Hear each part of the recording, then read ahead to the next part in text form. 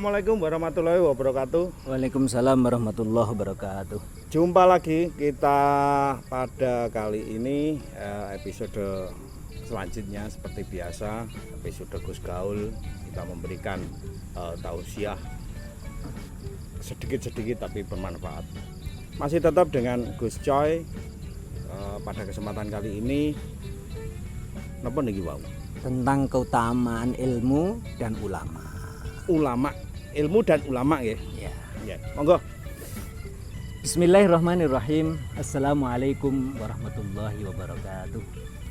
Alhamdulillah rabbil alamin wassalatu wassalamu ala sayyidina Muhammadin imamil muttaqin wa ala alihi wa sahbihi ajma'in. Wa qala Allah ta'ala fi kitabil karim. Bismillahirrahmanirrahim. Rabbi shrah li sadri wa yassir li amri wahlul 'uqdatam min lisani yafqahu qawli. Shadaqallahul adzim. Pemirsa yang dimuliakan oleh Allah Subhanahu wa taala, pada kesempatan kali ini kita akan membahas tentang keutamaan ilmu dan ulama. Jadi kalau orang memiliki ilmu itu mestinya semakin banyak ilmunya itu, sikap yang harus dimiliki itu melihat sesuatu itu nggak gampang gumunan ya. Aplikasi dari ilmu itu tadi. Iya, jadi kalau ada orang yang misalnya sukses dalam hal tertentu nggak gumun deh.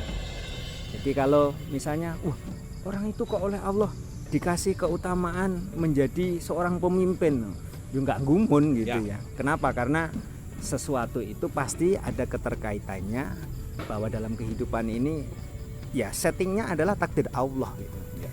Jadi kalau orang menduduki tentang satu jabatan itu ya, atau dia menduduki satu makom gitu ya, maka ini sebenarnya adalah bagian dari ilmu takdir Allah gitu ya. Jadi nggak gumunan gitu. Nah, oke, pada kesempatan kali ini kita akan ngaji tentang hal itu, bahwa orang-orang yang oleh Allah itu diberikan perasaan tentang bagaimana meyakini tentang kekuasaan Allah sehingga menghadirkan perasaan takut, itu adalah para ulama gitu ya. Bismillahirrahmanirrahim. Wa qala Allah ta'ala innama yakhsyallaha min ibadihil ulama. Allah berfirman di dalam ayat Al-Qur'an bahwa sesungguhnya di antara hamba-hamba Allah yang takut kepada Allah itu diantaranya adalah para ulama. Jadi kalau ada ulama kok berangasan, Berarti wedi. terang duwe wedi ning ngene Gusti Allah niku yo nek dipikir-pikir iki kan iku jane tenanan apa ora gitu ya. Kenapa? Karena apa yang kita perbuat itu sejatinya dimintai pertanggungjawaban oleh Allah. Jadi di dalam ayat Al-Qur'an itu begini deh. Famay ya'mal mithqala dzarratin khairan yarah wa may ya'mal mithqala dzarratin syarran yarah. Barang siapa yang berbuat kebaikan itu walaupun hanya sebesar biji sawi, itu oleh Allah akan diketahui. Jadi kalau baik akan berpahala, sebaiknya famay ya'mal mithqala dzarratin syarran yarah. Barang siapa yang berbuat amal kejelekan walaupun hanya sebesar biji sawi, maka kemudian akan diketahui oleh Allah juga. Jadi kalau orang yang berilmu itu pasti di dalam melakukan satu tindakan atau sikap itu diangen-angen. Kingko kira-kira apa sing tak lakoni iki bakal manfaat atau tidak, itu dipikir. Maka di sini dikatakan innama yakhsyallaha min ibadihil ulama. Jadi di antara hamba-hamba Allah yang takut kepada Allah itu diantaranya adalah ulama. Kenapa? Karena konsekuensi dari ilmu yang dimiliki itu akan dimintai pertanggungjawaban. Sehingga kalau ada ulama yang ngomongnya nggak enak didengarkan, apalagi menyakiti orang lain, ulama kok ngecam orang mudah di hadapan orang banyak, itu sejatinya ya apa yang diucapkan itu pasti akan dimintai pertanggungjawaban. Maka kalau boleh memilih, kita belajar ilmu itu kemudian kita praktekkan, walaupun memang prosesnya berat, tetapi di dalam proses itu, proses belajar mengamalkan ilmu itu sebenarnya sudah berpahala.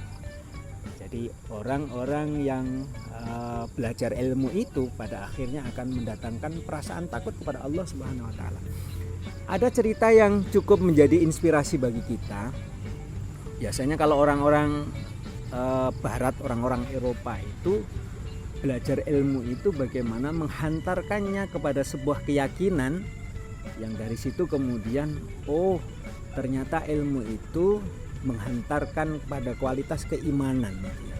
Jadi orang-orang barat itu biasa pindah agama, berproses, kemudian dari yang tidak percaya menjadi percaya. Suka coba-coba gitu.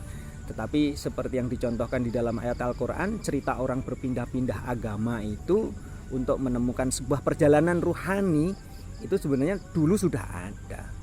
Tapi bagi kita adalah bagaimana meyakini sebuah keyakinan yang kemudian harus kita batasi bahwa Allah adalah Tuhan kita, itu menjadi satu proses yang menarik bahwa orang menemukan satu titik setelah proses perjalanan yang begitu panjang, akhirnya alhamdulillah. Nah, di barat itu biasa begitu. Jadi ada cerita seorang penyelam yang dia melakukan proses penyelaman di dasar laut. Karena di dalam ayat Al-Qur'an itu dijelaskan marojal bahroini yaltaqiyan, bahwa di dasar laut itu ternyata ada dua aliran yang bertemu dalam satu titik. Apa itu ya kira-kira yang dimaksud gitu ya. Subhanallah, ternyata setelah orang ini melakukan proses ilmiah mendalami ilmu alam yang kemudian ternyata di cross check kebenarannya dalam Al-Qur'an itu, maka menjadikan iman dia itu semakin kuat gitu ya. Maka dijelaskan di dalam sebuah perkataan bijak gitu ya. Manisdada ilman walam yazdad hudan lam yazdad minallahi illa bu'dan. Jadi barang siapa yang bertambah ilmunya tetapi kemudian tidak bertambah hidayahnya, itu sebenarnya ada kerugian. Kenapa? Kerugiannya itu bukan semakin dekat kepada Allah, tetapi semakin jauh. Nah ini kalau bisa kita hindari, karena persoalan ini ternyata sudah banyak. Jadi dulu pada masa Nabi kita Muhammad SAW itu kan beliau bersabda, ana madinatul ilmi wa aliyun babuhu, kan gitu ya. Dikatakan bahwa Nabi bersabda, aku adalah ibu kotanya ilmu, sementara Ali adalah pintunya. Ternyata hadis itu mengundang kecemburuan deh.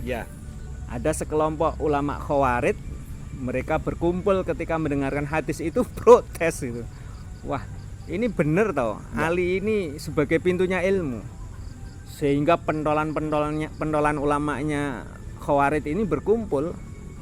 Wahai Ali, wahai Ali, ya maunya mungkin kayak ini deh. Boleh dikatakan kalau ngeroyok kok kasarmen gitu ya, tetapi lebih kepada protes yang sifatnya dialog gitu ya. Masih tidak percaya. Iya. Ali, katanya ilmu itu lebih utama dari harta benda.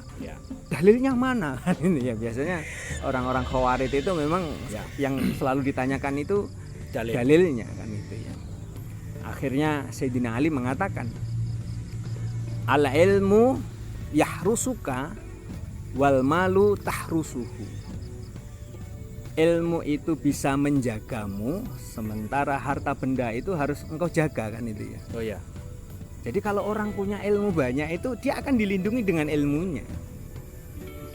Berbalik dengan harta benda, kita semakin ini banyak, punya sepeda motor yang kita parkir agak begitu jauh saja, kita ini takut gitu ya kalau kemudian sepeda motor kita hilang. Takut kehilangan. Iya.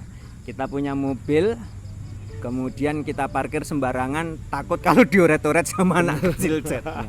Itu menunjukkan bukti bahwa ternyata memang betul bahwa ilmu itu bisa melindungi kita, sementara harta benda harus kita jaga.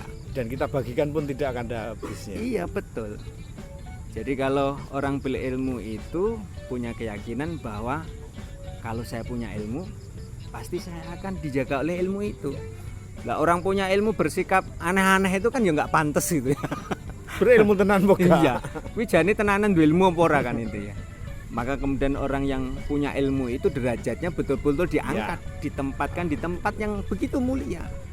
Maka sebagai balasannya adalah bagaimana derajat sebagai orang yang alim, yang dianggap memiliki ilmu itu, ya kalau bersikap ya harus kita pertimbangkan.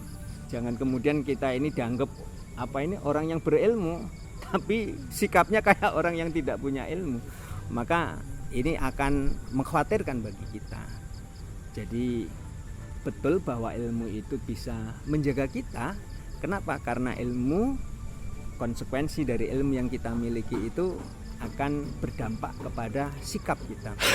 Ya sarjana karo ora sarjana ya beda deh. Jadi wong mondok karo nggak mondok itu tetap beda.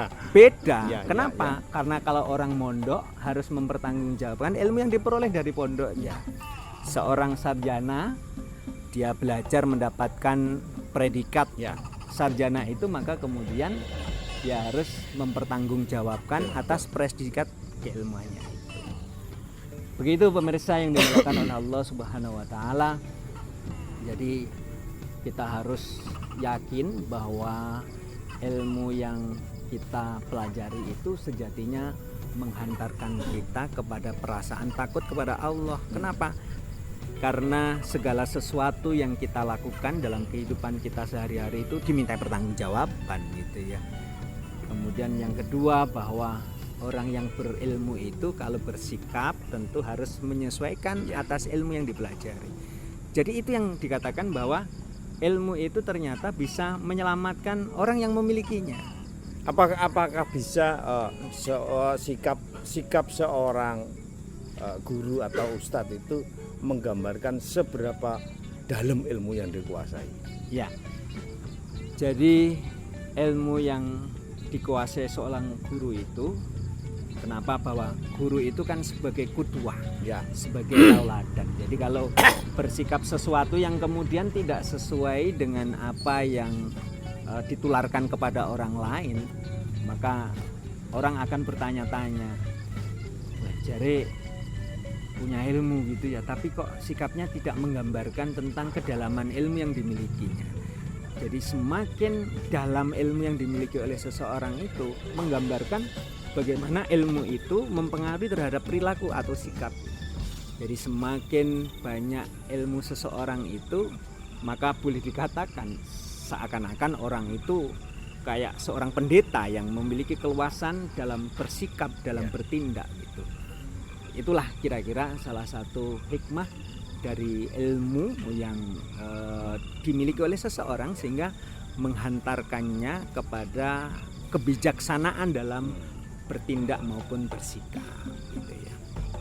Pemirsa yang dimuliakan oleh Allah Subhanahu wa taala, kita berharap kepada Allah Subhanahu wa taala mudah-mudahan ilmu yang kita pelajari betul-betul menghantarkan kita kepada perasaan kita takut kepada Allah, sehingga ilmu yang kita pelajari betul-betul bermanfaat dalam kehidupan kita sehari-hari. Mempertanggungjawabkan ilmu yang dicari.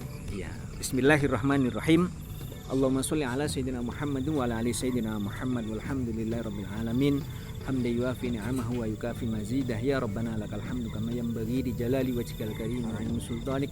Allahumma sholli ala sayyidina Muhammadin al-fatih lima ughliq wal khatim lima sabaq nasiril haqq bil haqq wal hadi ila siratal mustaqim wa ala alihi haqqa qadrihi wa miqdarihi al-azim. Allahumma innaka afuwwun karim tuhibbul 'afwa fa'fu 'anna ya karim.